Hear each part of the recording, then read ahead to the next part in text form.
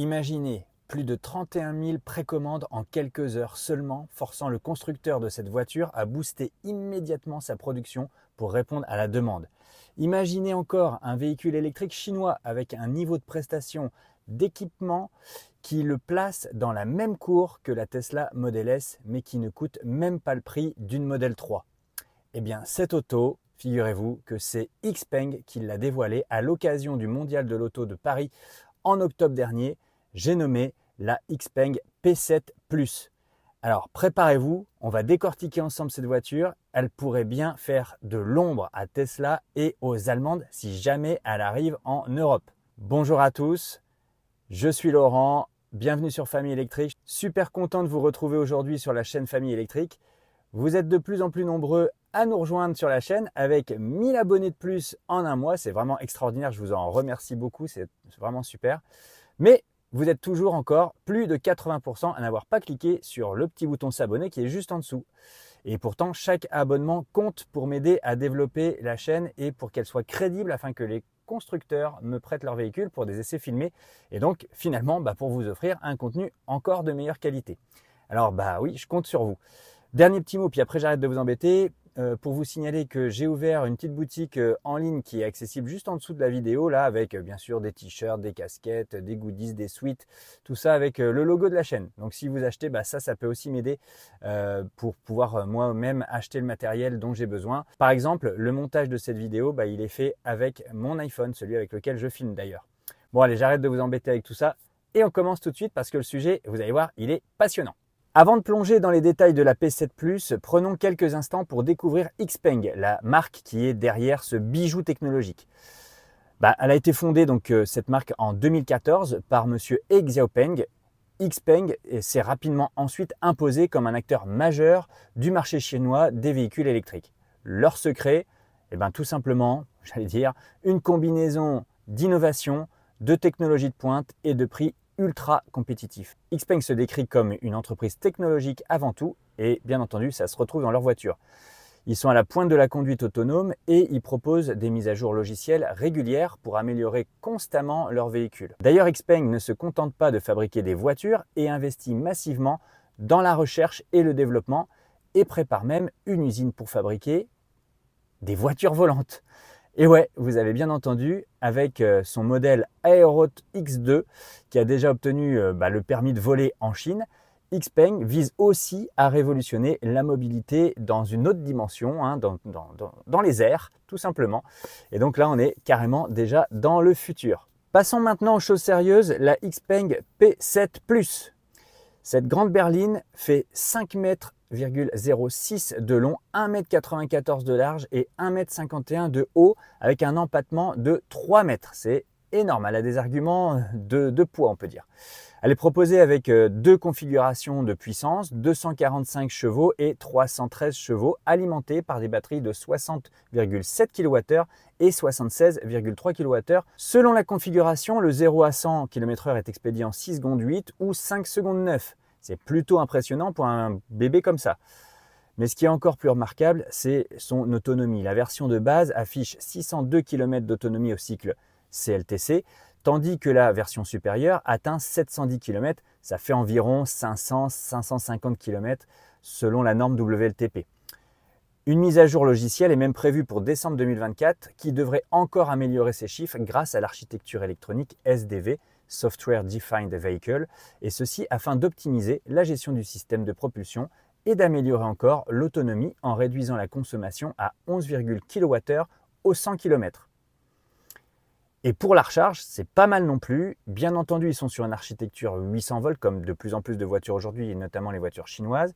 Et ça permet de passer de 10 à 80% de charge en seulement 20 minutes comme les autres véhicules d'ailleurs de chez XPeng comme la G6 ou la G9. Maintenant, on va se rapprocher un peu plus de cette P7 Plus et on va la découvrir un peu plus en détail. Son design est tout simplement époustouflant. On retrouve un avant distinctif des XPeng avec des phares à LED façon sabre laser.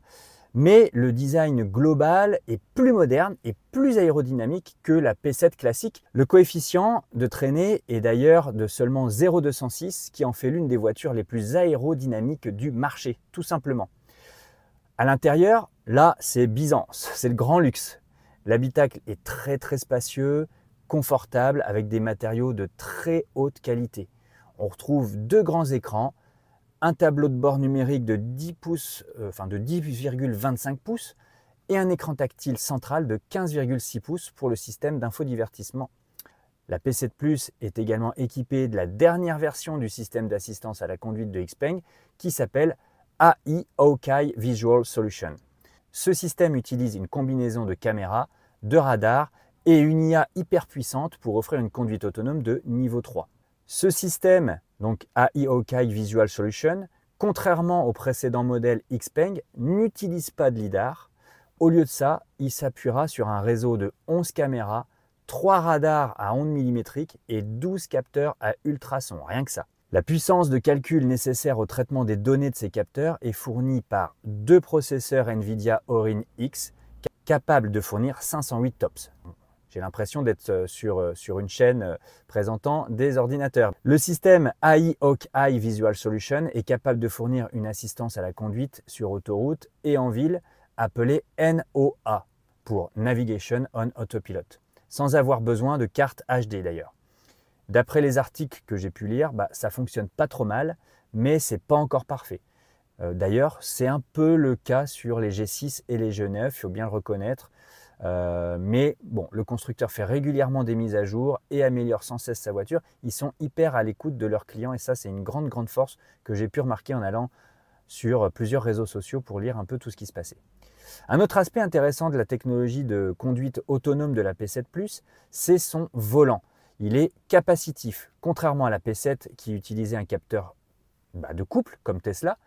Vous savez, c'est le système qui oblige en fait à tourner un petit peu le volant, qui va vous opposer une petite résistance. Là, la P7, elle utilise un système qui est tactile, capacitif. Donc, il suffira de toucher le volant avec quelques doigts pour lui indiquer que vous êtes toujours présent et toujours vigilant. Donc ça, c'est plutôt un confort. Et cerise sur le gâteau, la P7 Plus est équipée d'un système audio à 20 haut-parleurs développé par des ingénieurs de chez XPeng. De quoi transformer votre trajet en super concert.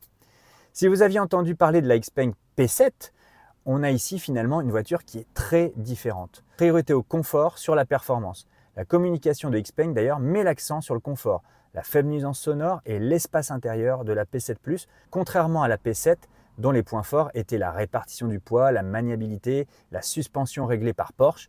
Ici, la P7 Plus est présentée plutôt comme une berline familiale. La P7 Plus a des suspensions plus souples que la P7, ce qui se traduit par un meilleur confort, mais aussi apparemment par une sensation de roulis un peu plus important, quoique globalement acceptable par rapport au type de voiture et à son gabarit.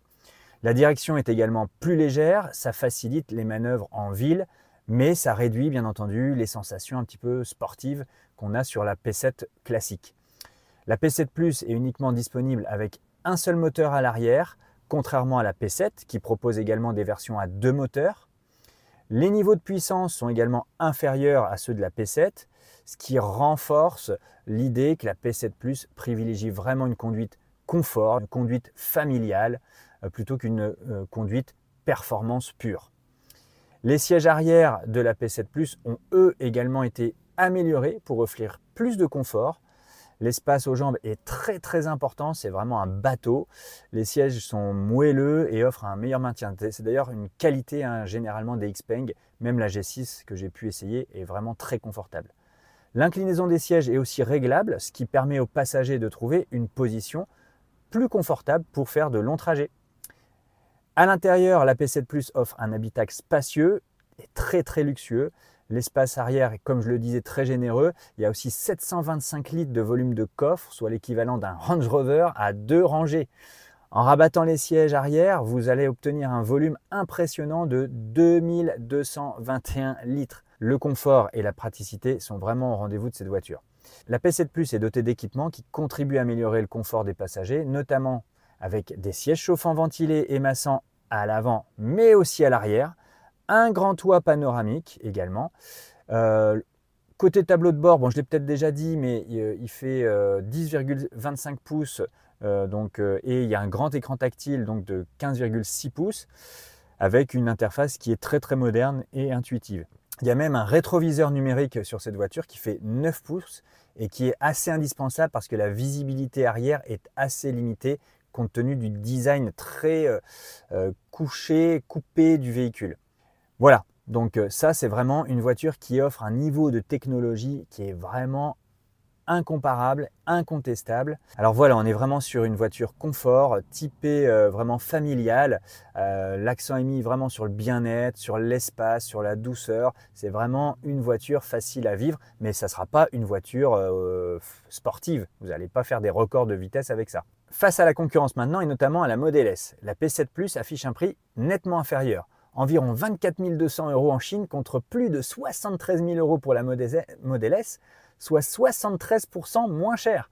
Même si son prix sera plus élevé en Europe, la P7 Plus devrait rester bien plus accessible que la Model S chez nous, si jamais elle arrive.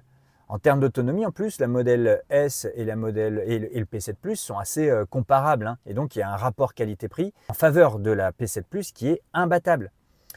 On peut aussi la comparer avec une Model 3, c'est très intéressant puisque la P7 Plus, elle est plus longue, elle est plus haute, elle a un empattement qui est plus grand que la Model 3 et donc elle offre une meilleure habitabilité. Et en Chine, ça c'est très important. Donc en Chine, la P7 Plus, elle est également moins chère qu'une Model 3, dans une moindre proportion, mais elle est moins chère. En Europe, la P7 Plus devrait se positionner comme une alternative plus spacieuse et plus abordable à la Model 3 grande autonomie. Même si son prix sera sans doute plus élevé en Europe, elle devrait rester, je pense, plus accessible que la Model S. C'est même pas je pense, c'est que j'en suis certain. Alors maintenant la question qu'on peut se poser, est-ce qu'on peut s'attendre à un succès commercial si cette P7 Plus de chez XPeng débarque en France? Le succès phénoménal de la P7 Plus en Chine, avec plus de 31 000 précommandes en quelques heures, témoigne de son fort potentiel. Et bien, pour ma part, je suis convaincu que la XPeng P7 Plus elle a vraiment le potentiel pour rencontrer un grand succès chez nous, en Europe et aussi en France. Bon, elle a tout, quoi. Elle a le design, les performances. Voilà, même si c'est des performances pour une familiale, elles sont très honorables. Des technologies de pointe, un prix très attractif. C'est vraiment une alternative très sérieuse aux modèles européens et américains. Bien sûr, l'importation aura un impact sur le prix, ça on le sait, mais même avec un prix plus élevé, la P7 Plus devrait rester très compétitive chez nous. En Europe, elle devrait se positionner, comme je le disais, comme une alternative plus spacieuse à la Model 3 grande autonomie. Et même si son prix sera plus élevé, elle devrait être largement plus accessible qu'une Model S, alors qu'elle sera comparable en termes de gabarit et de prestations à la Model S.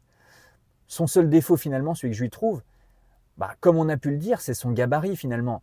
Une auto de plus de 5 mètres.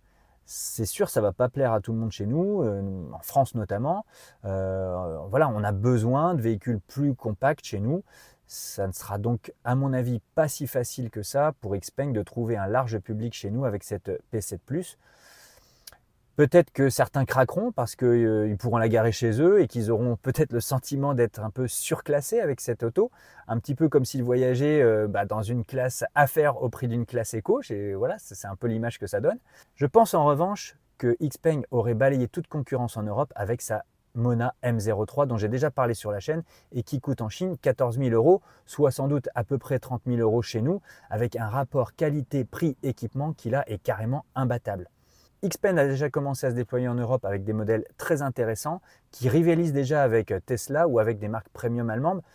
Je le dis et je le redis, XPeng G6 est moins cher que la Model Y actuelle si on ajoute l'EAP à la Tesla, les grandes jantes, également l'intérieur blanc, et d'autant que dans quelques mois, le bonus dont bénéficie le modèle Y devrait quasiment disparaître pour tout le monde, en tout cas pour beaucoup d'entre nous. Donc voilà, ça se discute. En tout cas, l'arrivée de la P7 Plus est très attendue et je pense qu'elle pourrait faire peur à nos constructeurs et peut-être du coup les motiver à améliorer leur gamme. Et ça, moi, je trouve que c'est plutôt ça qui m'intéresse.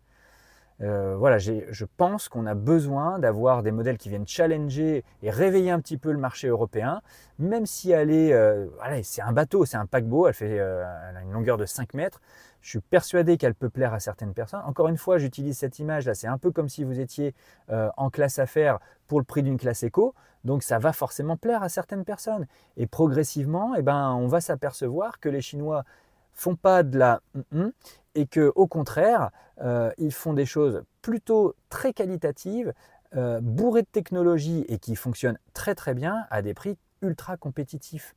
Donc moi j'ai envie aussi que nos Françaises, nos Européennes, eh ben, se mettent à la page. J'ai envie de ça. Voilà. Et donc si l'arrivée d'un modèle chinois peut les y pousser, bah, c'est tant mieux. En tout cas, moi j'ai hâte de voir ce modèle-là sur nos routes et de pouvoir l'essayer. Je ne sais pas ce que vous en pensez. Dites-moi tout ça en commentaire. Bon, ben voilà, on a terminé avec cette présentation de la Xpeng P7 Plus. J'espère que ça vous aura plu. Voilà, c'est une voiture qui est très très intéressante. Il y a plein de choses à dire dessus. J'espère que j'ai été exhaustif sans être trop lourd. En tout cas, je pense que vous avez vraiment senti mon enthousiasme face à cette véhicule, même si je sais qu'elle aura du mal à trouver son public si elle arrive en France. Moi, en tout cas, j'adorerais pouvoir l'essayer, au même titre d'ailleurs qu'une Mona M03 si jamais elle arrivait chez nous, et puis d'autres véhicules, bien sûr, de chez Xpeng. Voilà, eh bien, j'attends vos commentaires sur tout ceci. Est-ce que vous seriez prêt à acheter une Xpeng P7 Plus ou un autre modèle d'ailleurs de ce constructeur chinois, ou est-ce que vous êtes complètement réfractaire aux marques chinoises? Ça peut être tout à fait entendable. Voilà, je serais content de discuter avec vous dans le respect. J'insiste là-dessus parce que ces derniers temps, dis donc, c'est un petit peu chaud. Mais en tout cas, voilà, ça fait plaisir d'échanger avec vous sur tout ceci. Je vous remercie d'avoir suivi. À très bientôt sur Famille Électrique. Ciao!